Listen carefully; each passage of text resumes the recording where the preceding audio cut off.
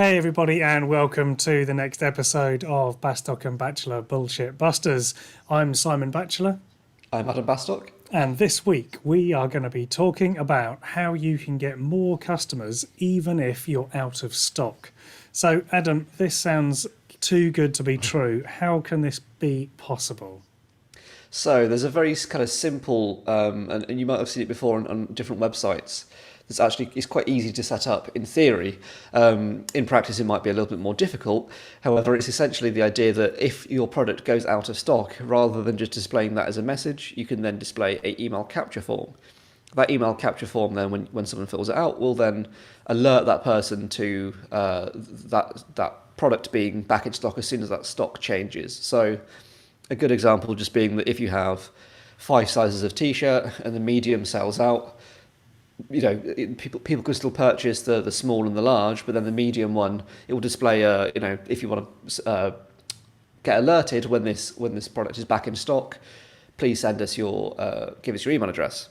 The beauty of that then being is that once in a perfect world where email and stock systems are all working harmoniously together, which probably never exists, but the idea being that then when that product does come back into the warehouse to be refilled and goes back onto the website in terms of its stock, that then triggers an email through your email management system to that customer to say this is now back in stock, please purchase it.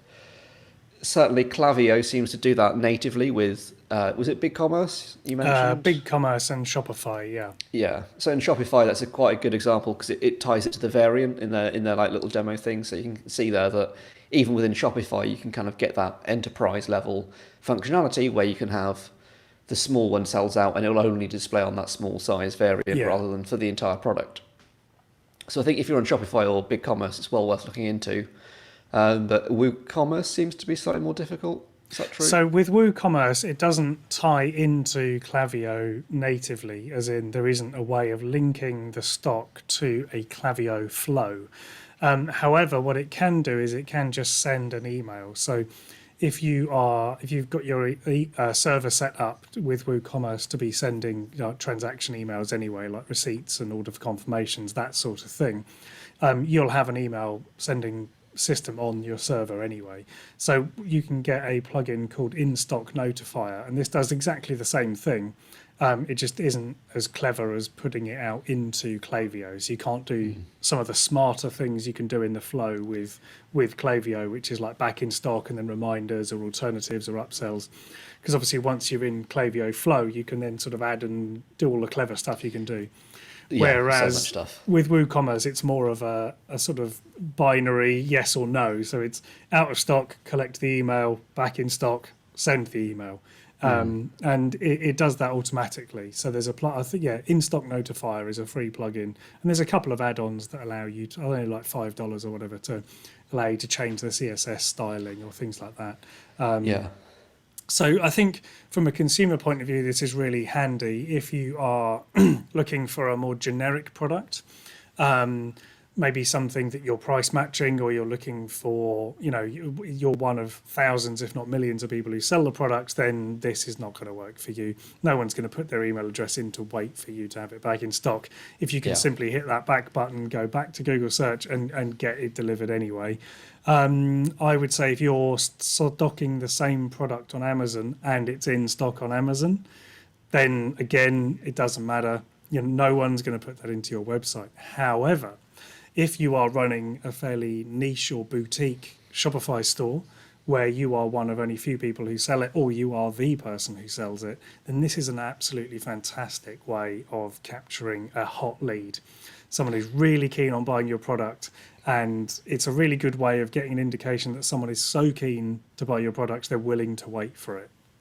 I think a good example of this that I kind of purely anecdotal, but there was a rug on Habitat, I think it was, that was in the sale. So it was like £50 down to 15, and I was like, oh, that's great, but that colour was out of stock. We ended up ordering a slightly different one anyway in the end, but that one product colour, about 2 months after we bought it, there must have been like a return or something like that, because it suddenly went back into stock, and then I got the email saying, oh, would you like to now buy this? I would never have signed up to the Habitat emails at all, purely because I wasn't that interested in the brand. It was purely this one kind of product that I wanted. but suddenly because they had that form there, they had my information captured, and therefore I re-engaged with them on the kind of 2 months later, and then started browsing again, and I think I placed another order for some plates or something, fairly small. But that's the idea. It's not even about that one product. It can get people back onto your website to keep browsing and kind of keep involved and engaged with your brand beyond just that single product. I think another one other thing I want to touch on very quickly in terms of why you want to have those fields, and this probably goes slightly for bigger e-commerce sites that might have kind of hundreds of pages or those who have been going for a few years, is that from an SEO point of view, it's really handy to have those sign-up forms on any pages that are permanently out of stock that are historical products. So let's say you did a product collection in 2017 that was like a really big PR push around it, and it had loads of press and had loads of links going to those pages. So there's loads of people either Googling for it naturally because they're aware of the product, or they're kind of arriving to it from referral links through blogs or Pinterest or various other platforms. They're now landing on those pages, and if you don't have that email capture form, you've just got a sold out product that's sat there, and you might have, say, 10% of your total monthly traffic going to these out of stock pages. For you to manually go through and update those and keep on top of that is an extremely difficult and time intensive thing to do, and is always going to be prone to human error. Whereas if you can automatically display this out of stock notification form, there's a very good chance that you will regularly get a kind of influx of just people signing up to your mailing list without you really having to do too much. It's a really good way of just capturing that data without having to put any effort in, really. And it might be that they don't actually, that product's never coming back, but if you can kind of set it up so that they sign up to your mailing list at that point as well, they might then be able to be upsold the latest seasonal alternative, as you say. That's when that second tier of like, in Klaviyo, you can then just do, well, that's not in stock, why not try one of these instead, and manage that process that way. Well, yeah, because you could just have your Klaviyo set up to suggest an alternative in the category or an alternative in the product set, so that when out of stock comes in, the first thing it does is say, hey, we're sorry, this isn't in stock this time, but how about this instead? And I think also, we use it on one of our e-commerce clients' websites, and he gets sort of large deliveries fairly infrequently.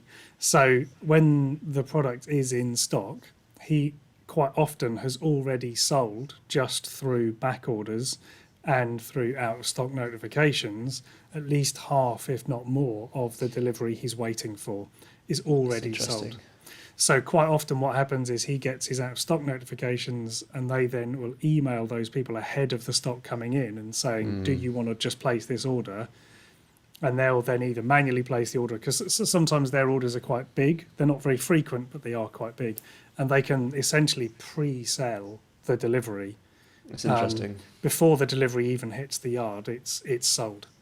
So I suppose that's the other benefit of once those people are in your system, you can kind of segment them and then manage that from a kind of customer service point of view, because I think those email addresses are very valuable because you know exactly what they're looking for. You've kind of got their search intent to a T, where they've basically bought the product, but they haven't been able to. They're ready to try and buy it. So you know exactly what they want, and that means that you can deliver a really good experience to them by saying, look, we've had problems with this shipment, it's going to take another few weeks, why don't you buy this instead? Or as you say, you can actually segment that email and then go, look, there's 100 coming in 2 months' time, but it's probably going to go quite quickly. Do you want to pre-reserve 20 of those ahead of time? I think that's a really good tip, because I think sometimes you can see those out-of-stock boxes and they look quite dull, and they look like that might just purely be an automated process that isn't actually that engaging, but you can have a more kind of human customer service layer to it quite easily. Yeah, I think depending on the volume you're getting and the size and the scale of the product, obviously if you're shifting thousands of units a week, that's not going to work for you. But if you're in a sort of high price item, which is fairly low volume of sales, then even just being notified that someone's interested means you can reach out to them and start a sales discussion, because it may be that product isn't going to be coming back, but there's another one that is, and there's a whole sales conversation to be had. But I think really the key is, rather than letting traffic bounce away back to Google to find something else, to find another product, a different supplier, why not capture that intent And as you say, if you're sending out a weekly updates or monthly updates even, then you've got another person on the mailing list, which is great, which might bring them back to buy something else.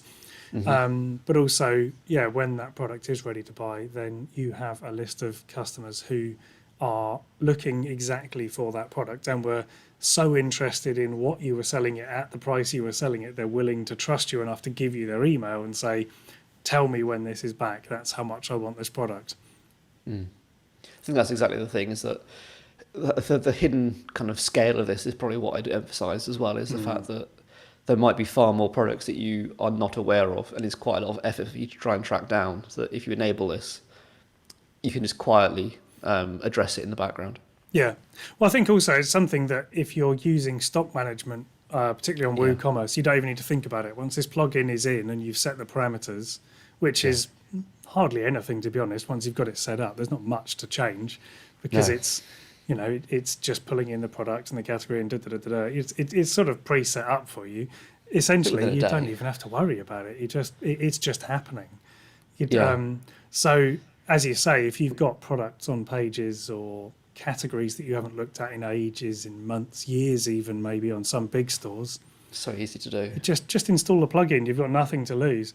Obviously, if you are never going to restock that product, then you need a different strategy. But worst case, why not put it on? Because if a product sells out on a Friday afternoon and you don't look at it till Monday, at least you've got some emails until you do look at it Monday to sort out. The other thing is the plugin I mentioned has an add-on for $5, I believe, where you can download the emails in a CSV.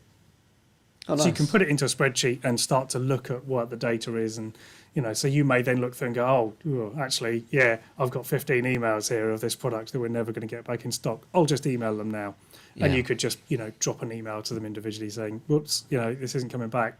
Call us and we'll have a chat, or I think for some of the more high ticket items, there's some really good easy wins. I mean, it's an easy customer gain, isn't it, really? And with the Shopify BigCommerce integration that's out of the box, it's quite exciting what you can do with those workflows. I know me and you geek out on email workflows, so we find it very exciting. But, genuinely, I think I was on a Klaviyo session the other day. I was one of their partner sort of training things, and they were saying, that you should be receiving about 35% of your revenue from email marketing. Wow. From Klaviyo, and they were saying, if you're not receiving that level, then call their sales team because you can be, and that's their average across the market. And of that 35%, they then said another 30% of that, so a third of that third should be coming purely from automation. Yeah, I think that's easily done, especially when in terms of that ease of setup, you can do it in an afternoon, and then you'll just be able to. Even if you do 2 or 3 emails there, you can manage that conversation quite nicely. And it still looks quite personalised if you set it up correctly, but it's going to run forever without you having to then think about it again. I love automations with Klaviyo because it is just so easy. And we are not sponsored by them, sadly. No, but if you are listening to Klaviyo and you fancy sponsoring us, do get in touch. We are welcome to having money shoveled our way for no morals, so please do so. There's no barrier there. If you're using MailChimp, you can set up a workflow, but you can't link it to WooCommerce, and I don't know about integrating it with Shopify. I must be honest, I haven't actually looked. I think it'd be a pain in the ass. I don't envisage it happening very easily with if you do it through Zapier, and I think the benefit of the, not to defend Klaviyo too much, but kind of the benefit of it is that it's kind of based on the variant, whereas getting that kind of granular data is quite difficult. And I think that even like with a Zapier integration to MailChimp, it will probably lose that kind of information without it being quite a difficult workaround. So that's kind of the benefit of their integrations. I would say with the time it's going to take you to figure it out, you could set up Klaviyo. I was going to say, because you can literally just migrate the account. It's going to save you more time. Yeah. But there we are. Excellent. No, I think that's it, really, isn't it? It's a very good system. Set it up, set and forget, and then check it once every 6 months. Yeah, done. Sounds good. Excellent. Well, I hope that's given you some food for thought, and hopefully you're all going to go and turn that on if you don't have it turned on. And if you do have it turned on, have a look at the data, maybe have a look and see whether you are actually getting many return customers from that system. Do check it out. Yes, if you have enjoyed the podcast, do give us a like or a subscribe on your chosen platform, be that YouTube or the audio platforms. And yes, we will see you on the next episode. Yes. See ya. Bye. See you all soon. Bye.